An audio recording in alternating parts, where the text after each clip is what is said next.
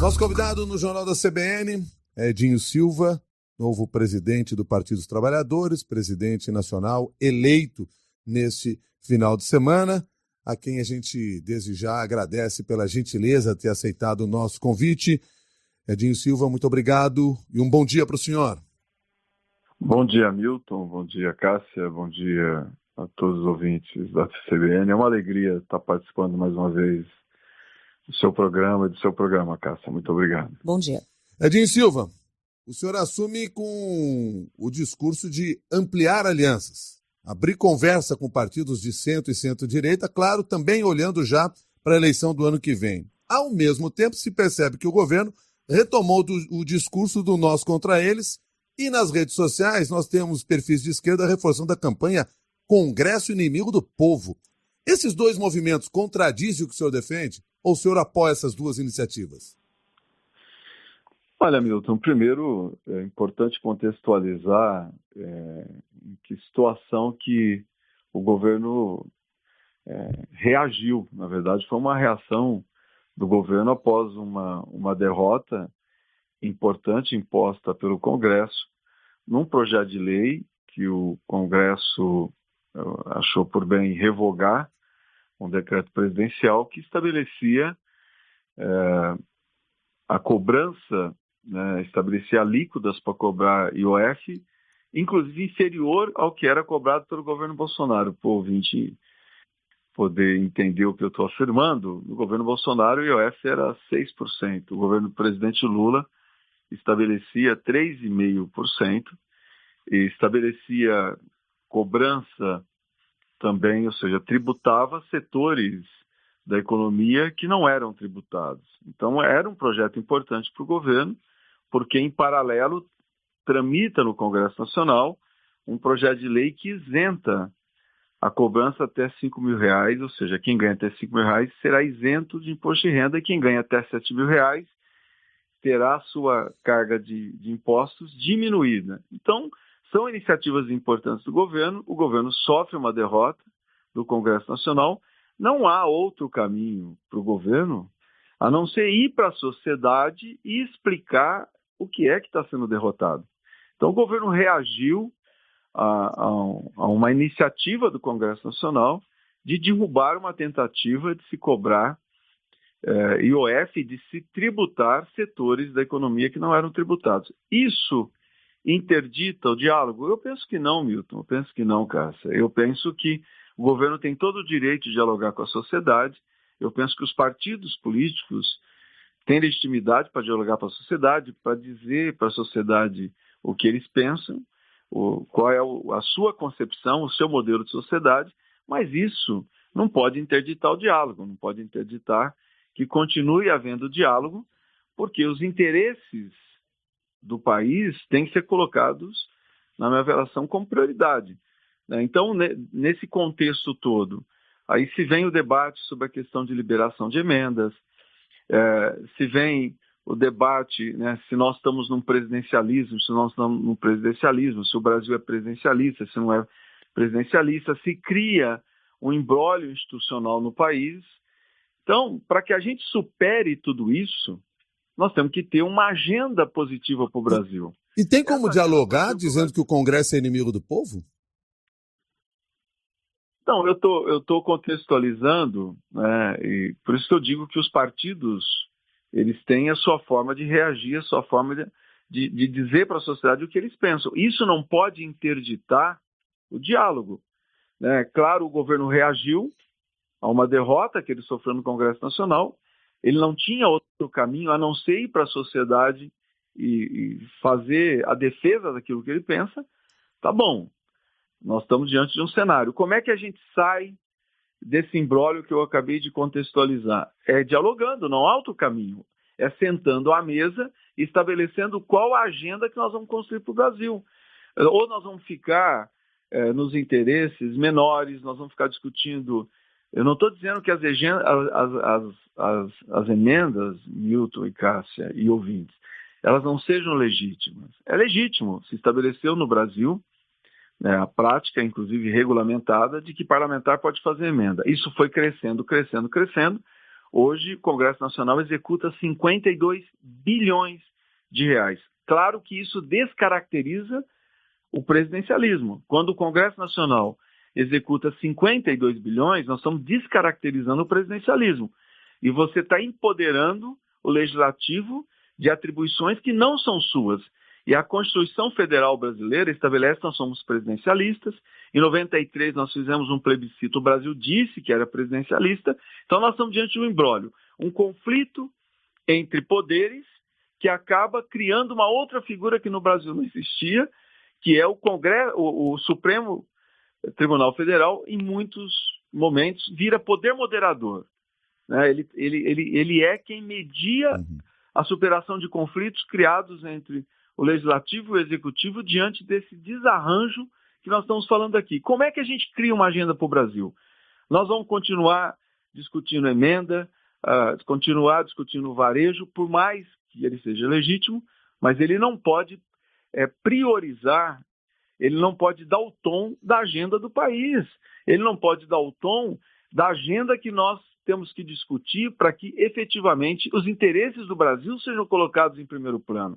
Então isso nós só vamos ter uma agenda de interesse do país, Milton e Cássia, se houver diálogo. Sem diálogo é impossível nós construirmos essa agenda para o Brasil. Edinho Silva, você falou agora há pouco do governo ir para a sociedade fazer a defesa do que pensa. No caso do Partido dos Trabalhadores, isso passa por estar nesse momento mais à esquerda, se posicionar nesse momento mais à esquerda?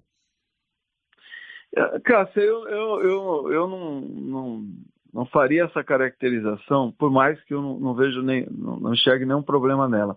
O que eu penso é que tem que ser debatido também nesse esforço que eu estou tentando caracterizar de o Brasil ter uma agenda de interesse nacional e não a gente ficar discutindo muitas vezes o varejo, da gente olhar muito mais aquilo que nos une do que aquilo que nos une, o que nós vamos deixar de legado para as futuras gerações, e nós estamos diante de situações importantes que é necessário que o país coloque os interesses coletivos acima dos interesses individuais. O que eu penso é que, nesse momento, nós temos que discutir a questão da justiça tributária. Que país que nós queremos construir, né, da perspectiva de quem é que vai pagar os impostos. Porque quando o Brasil chega numa situação de renúncia fiscal de 860 bilhões de reais, é porque o conjunto da sociedade está pagando essa conta. Então, para que o conjunto da sociedade pague uma conta de forma justa, o governo do presidente Lula estabeleceu que quem ganha até 5 mil reais não tem que pagar imposto, quem ganha até 7 mil reais tem que pagar menos impostos. Nós temos que discutir também se a carga tributária do empreendedor está justa, se a carga tributária do pequeno e médio empresário está justa, se a carga tributária, inclusive de setores importantes da economia, é uma carga justa diante dessa desoneração, ou seja, de setores que não estão pagando. Então, discutir um país que seja justo é discutir a cobrança de forma justa de impostos. Então, eu não vejo nenhum problema a gente debater isso. Acho que a gente tem que debater. Nós temos que debater porque não pode ter, Cássia, desoneração ad eterno. Nós desoneramos, eu fui prefeito 4 vezes, muitas vezes eu desonerava setores que eu queria atrair para a minha cidade, setores econômicos. Mas isso não pode ser ad eterno. A desoneração não pode ser ad eterno. Você desonera porque um setor da economia precisa de apoio, ele precisa de incentivo, ele precisa se estabelecer no mercado. Ele se estabeleceu no mercado, ele se estabilizou, você não tem que manter a desoneração, porque quando você mantém a desoneração, alguém da sociedade, setores da sociedade estão pagando por essa desoneração. Mas isso vai ser posto, mas isso vai ser posto no debate dentro do Congresso. Quem vai fazer esse diálogo e qual a possibilidade disso avançar, consideradas as situações desse momento, o cenário desse momento? Milton, tem que acontecer, Milton. Eu acabei de falar agora há pouco que o Brasil está diante de uma situação, inclusive em alguns aspectos, eu acho que é uma oportunidade histórica de nós criarmos uma agenda para o país e sentar à mesa Não tem problema o PT ter as suas posições e defender na sociedade, o PP ter as suas posições e defender na sociedade, o MDB, o PSD e assim por diante. Os partidos têm o direito de ter a sua agenda. Agora, em algum momento nós temos que sentar à mesa e dizer, olha, que legado nós vamos deixar para o país? Por exemplo, nós estamos diante agora, eu estava ouvindo aqui, o Trump, o Donald Trump foi para a sociedade e disse que não tinha urgência climática. O México está vivendo um desastre. O Brasil, a cada tempo, vive um desastre, o mundo vive desastre diante da urgência climática. Nós não vamos debater transição energética, o Brasil é o país que pode liderar o mundo em relação à transição energética. O Brasil não vai sentar, as lideranças políticas não vão sentar à mesa e debater transição energética. Qualquer pesquisa que você faça, vai aparecer segurança pública como um grande problema. Nós não vamos ter um debate na sociedade onde a gente efetivamente discuta a segurança pública de uma perspectiva mais ampla, porque senão a gente vai ficar a cada dia discutindo aspectos da segurança, mas a gente não discute a questão das novas tecnologias, a gente não discute a situação do adolescente em conflito com a lei, a gente não tem no país um programa de reinserção social de apenado. O Brasil não tem prisão perpétua, então quem pagou pelo seu crime tem que voltar para a sociedade. Então são temas que nós temos que colocar com prioridade na agenda nacional. Tá. A despeito de tudo isso, da importância dos assuntos a serem discutidos, mas considerando o que nós vivemos hoje e estamos um pouco mais de um ano de uma nova eleição, a capacidade de governar do governo Lula está ameaçada? Eu não acredito nisso, Milton. O governo do presidente Lula é um governo, e aqui todo mundo tem o direito de discordar ou não concordar.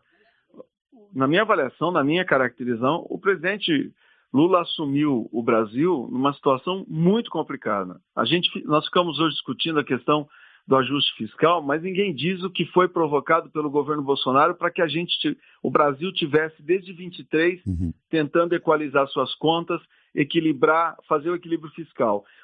Nós assumimos o Brasil, o governo do presidente Lula, sem nenhum programa de infraestrutura. Como que um país cresce economicamente sem ter obras na área de ferrovia, de rodovia, modernização de portos, aeroportos? Ou seja, o PAC foi destruído durante o governo Bolsonaro. Nenhum país que cresceu e se desenvolveu, ele se absteve de ter um programa habitacional. Minha Casa Minha Vida também foi destruído. Eu estou dando exemplos que o governo do presidente Lula vem reconstruindo o Brasil, restabelecendo políticas públicas, e a economia está crescendo, o emprego cresce, o desemprego cai, a renda cresce, o Brasil vive estabilidade econômica, nós temos condições hoje de dialogar, inclusive isso que eu disse há pouco, qual o nosso modelo de desenvolvimento perante o mundo, o que nós vamos fazer com esse atributo que só nós temos. Nós somos o país com maior capacidade de gerar energia limpa no planeta. Então, eu penso que o governo do presidente Lula é um governo forte, é um governo que tem capacidade de dialogar com a sociedade, inclusive por isso que nós estamos vivendo, muitas vezes, um conflito entre executivo e legislativo. Eu não estou aqui fazendo nenhuma crítica, mas é evidente, estou fazendo uma caracterização. Por que as emendas impositivas cresceram tanto? Porque o governo Temer entregou para o Congresso Nacional a execução orçamentária. O governo Bolsonaro entregou para o Congresso Nacional a execução orçamentária. O presidente Lula tem projeto para o país. Ele quer debater a destinação de recursos, ele quer debater a execução orçamentária. Aí se cria, evidente, nessa descaracterização do presidencialismo, na minha avaliação, um problema estrutural, onde os conflitos emergem. Como que nós vamos superar tudo isso? Nós vamos superar tudo isso com capacidade de diálogo, na minha avaliação. Edinho Silva, eu quero agradecer a sua gentileza de ter aceitado o convite aqui de conversar conosco no Jornal da CBN. Muito obrigado, um bom dia para o senhor. Muito obrigado, Milton. Muito obrigado, Cássia. Um bom dia aos ouvintes. Bom dia. Edinho Silva, presidente eleito do PT, conversou com você, já foi prefeito, já foi ministro, já foi deputado e agora volta ao comando do Partido dos Trabalhadores.